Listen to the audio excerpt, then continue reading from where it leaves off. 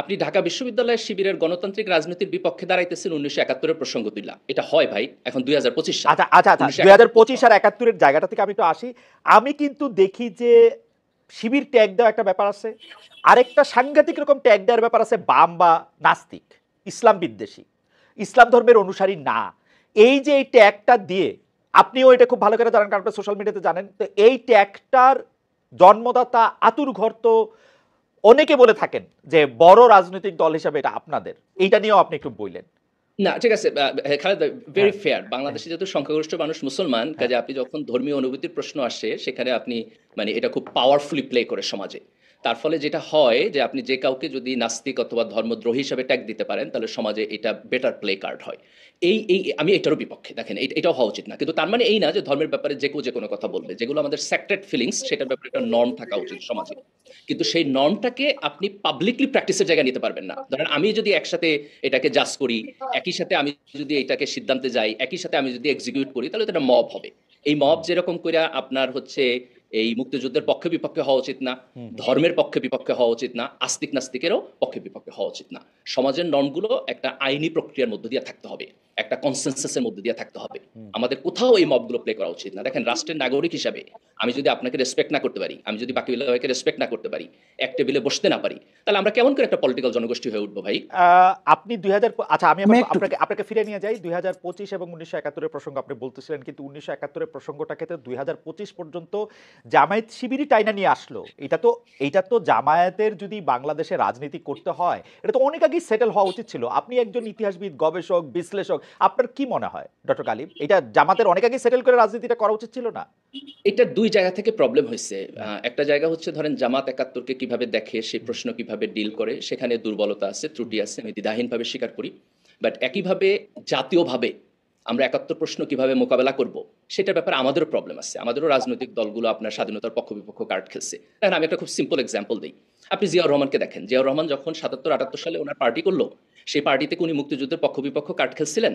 উনি কি বলছেন যে যারা যারা মুক্তিযুদ্ধ না তাদের স্যার আমি নিব না? ওনার পার্টিতে বহু লোক আসছে না যারা মুক্তিযুদ্ধ বিরোধী ছিল, মুসলিম লীগ করছে, তারা আসছে না? আজকে বিএনপি এই কার্ড কেন খেলতেছে আমারে বলেন? তাহলে উনি তো জিয়াউর রহমানের পলিটিক্যাল ফিলোসফিকে ভায়োলেট করতেছেন।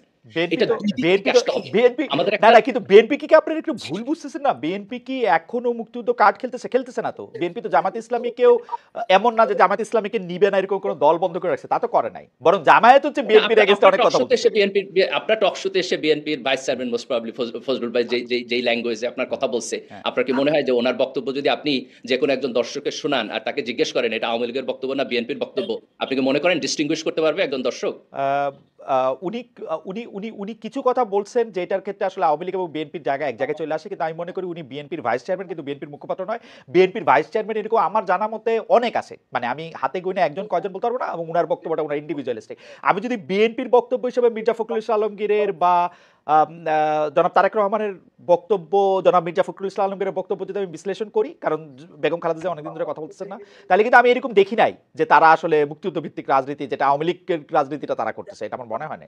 গুড, তারা যদি না করে আমি অ্যাপ্রিশিয়েট করব। আমি আপনার আগের পয়েন্টে যাই, আমি জাস্ট ছোট্ট করে দুইটা কনক্লুশন দেই। একটা হলো মুক্তিযুদ্ধের প্রশ্নে আমাদের জাতীয়ভাবে একমত হইতে হবে যে এই পক্ষ বিপক্ষ চেতনা ইন্ডাস্ট্রি যেটা, আমরা এটার মধ্যে যাব না।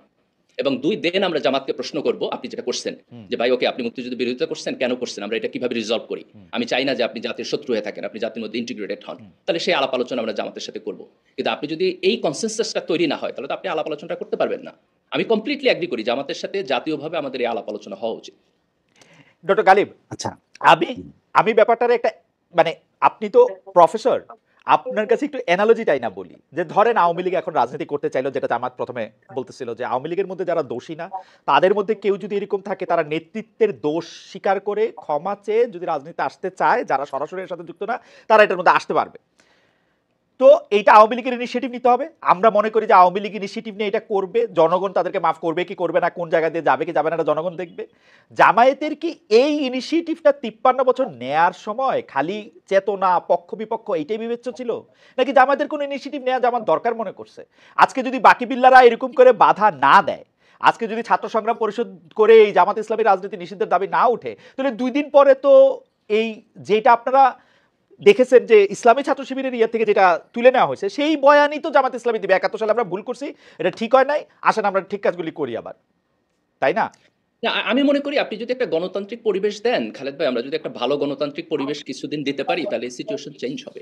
এটা দেখেন, আপনি জামাতের মধ্যে এখন যারা, তারা অলমোস্ট নতুন প্রজন্ম। শিবিরের মধ্যে তো সবাই নতুন প্রজন্ম। যারা 1971 সালে ছিলেন এবং যারা পরের প্রজন্ম, তাদের 1971 সালের ঘটনা দেখার দৃষ্টিভঙ্গি ভিন্ন, অ্যানালাইসিস করার দৃষ্টিভঙ্গি ভিন্ন। তো এখানে যদি আমরা রাজনীতিটা অফ করে দিই এবং একটা গণতান্ত্রিক রাজনীতির মধ্য দিয়ে একটা নির্দিষ্ট সময়ের মধ্যে দিয়ে যাই, আমি মনে করি না যে 71 বাংলাদেশে আর নতুন করে কোনো বিভাজন তৈরি করতে পারবে। আপনি যেমন ধরেন, আমার জন্ম হয়েছে 1982 সালে, আমি বড় হয়েছি বাংলাদেশে, আমি বাংলাদেশের মানচিত্র দেখে বড় হয়েছি, বাংলাদেশের ইতিহাস দেখে বড় হয়েছি। আপনি তো আমার পার্সপেক্টিভ ভাই 1971 নিয়ে বসাইলে হবে না, তাই না? আমি তো দেখছি কমপ্লিটলি হ্যাঁ, ডিফারেন্ট। কিন্তু কিন্তু ডক্টর কালিম আমি এই জায়গার মধ্যে একটু আসতেছি, আমি একটু বাকিবুল্লাহকে শুনতে চাই, কিন্তু আমি আপনার একটা বলি যে আপনার জন্ম 1982 সালে হইলেও আপনি যেমন ফরাসি বিপ্লবকে আসলে বিশ্লেষণ করতে পারেন, আপনার জন্মের 200 বছর আগের বিষয়টা, জন্ম 71 পরে এইটা খুব ভালো তর্ক না আসলে, যে আমার আদর্শের না না জায়গা না না থেকে না, আমি খালেদ ভাই, না। আপনি ভুল বুঝছেন, আপনি জি ভুল বুঝছেন। আমি একটু ক্লারিফাই করি। জি আমি যদি বলি যে আমার জন্ম 82-তে বললে আমি 71 জানি না, 71-এ কি হয়েছে বুঝি না, তাহলে জি এটা ভুল তর্ক। জি কিন্তু আমি যদি বলি যেহেতু আমার জন্ম 82-তে, কাজে আমার পার্সপেক্টিভ বাংলাদেশী, ওকে তাইলে এটা রাইট তক্র। আমি যেটা বলতে চাই যে জামাত এবং শিবিরের এখন 80-90% পিপল, হুম তারা হচ্ছে বর্ন ইন বাংলাদেশ। হুম তাদের যে পার্সপেক্টিভ, সেটা আপনারা আমার পার্সপেক্টিভ একই রকম ভাই। এখানে কোনো পার্থক্য নাই। আচ্ছা ট্যাগের রাজনীতি, এটা সত্য। ট্যাগের রাজনীতিটা কিভাবে হয়? প্রথমে যেটা হয় যে আপনি প্রথমে বললেন ঢাকা বিশ্ববিদ্যালয়ে শিবির রাজনীতি করতে পারবে না। হুম তারপর যদি কেউ শিবির হিসাবে আইডেন্টিফাই হয়, আপনি তার নির্যাতনের বৈধতা দিলেন। হুম এই বৈধতা যখন সমাজে তৈরি হয়, তখন একজন নিরপেক্ষ ছাত্রকে যখন আপনি অপ্রেস করতে চান রাজনৈতিক কারণে, তখন আপনি শিবির ট্যাগ দিয়া তাকে আপনি অপ্রেস করতে পারেন। এই ট্যাগের রাজনীতি আগে ছাত্রলীগ করছে, আওয়ামী লীগ করছে, বাকিবিল্লাহ ভাইরা এটাতে সম্মতি দিচ্ছেন। ওনারা যদি এখনো এটাতে সম্মতি দিয়ে যান, তো একদিন এটা হবে যে ওনাকেও শিবির ট্যাগ করে পিটাবে। আপনি যদি আরেকজনের ঘরে আগুন দিলে হাততালি দেন, একদিন আপনার ঘরেও আগুন লাগবে। আমাদের যেটা উচিত, এই ট্যাগের রাজনীতিটাকে আপনি কমপ্লিটলি বাদ দিয়ে দিবেন। দেখেন, এটা হইতে পারে না।